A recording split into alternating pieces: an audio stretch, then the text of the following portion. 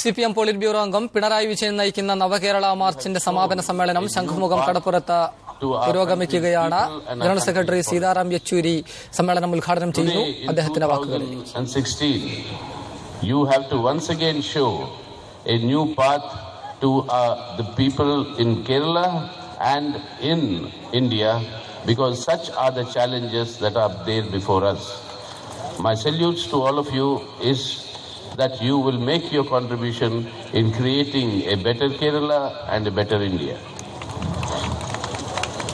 ഈ മഹാസമ്മേളനത്തിന്റെ അധ്യക്ഷൻ സഖാവ് കോടിയേരി ബാലകൃഷ്ണൻ, നവകേരള ജാഥയുടെ നായകനും പാർട്ടിയുടെ പോളിറ്റ് ബ്യൂറോ അംഗവുമായ സഖാവ് പിണറായി, മറ്റു പോളിറ്റ് ബ്യൂറോ അംഗങ്ങളായ സഖാക്കൾ SRP, MA ബേബി, പാർട്ടിയുടെ മുതിർന്ന നേതാവ് സഖാവ് VS, മറ്റു നേതാക്കളെ,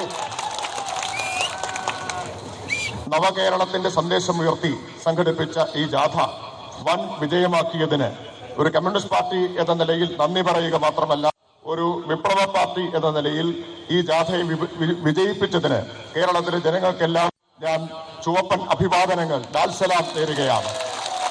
നവകേരളം എന്ന് പറഞ്ഞാൽ നമുക്കറിയാം, തെരഞ്ഞെടുപ്പ് അടുത്തു വരികയാണ്. ആ തെരഞ്ഞെടുപ്പിൽ തീർച്ചയായിട്ടും കേരളത്തിലൊരു ഇടതുപക്ഷ ജനാധിപത്യ മുന്നണിയുടെ ഗവൺമെന്റ് അധികാരത്തിൽ വരും. അതുമാത്രമല്ല, നവകേരളം എന്ന് പറയുന്നത്, നവകേരളം ഒരു നവ ഇന്ത്യയുടെ ഭാഗമാകണം. 1957 മുതൽ ഇന്ത്യക്കാകെ കേരളം പുതിയ പാത കാണിച്ചു കൊടുത്തിട്ടുണ്ട്. ഈ 2016-ലും 57 എന്നതുപോലെ തന്നെ ഇന്ത്യക്ക് ഒരു പുതിയ പാത കാണിച്ചു കൊടുക്കാൻ ഈ കേരളത്തിന് കഴിയണം. അത്ര ഗുരുതരമായിട്ടുള്ള വെല്ലുവിളികളാണ് നമ്മുടെ രാജ്യം ഇന്ന് നേരിടുന്നത്.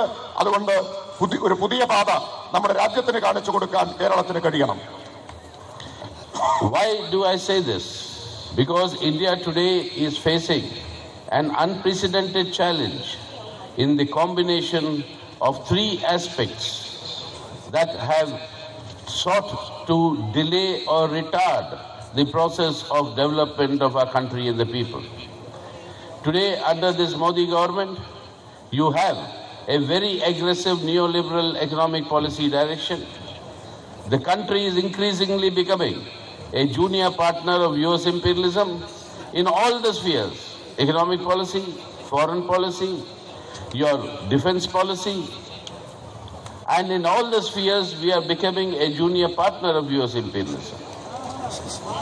This aggressiveness in terms of economic policies is combined with an aggressive communal offensive, and that communal offensive, like Comrade Kodiyeri told you just now, is now resulting in the mounting of attacks against our own party headquarters in Delhi yesterday, and the continuation of that, which we see in attacking the educational campuses like the Jawaharlal Nehru University.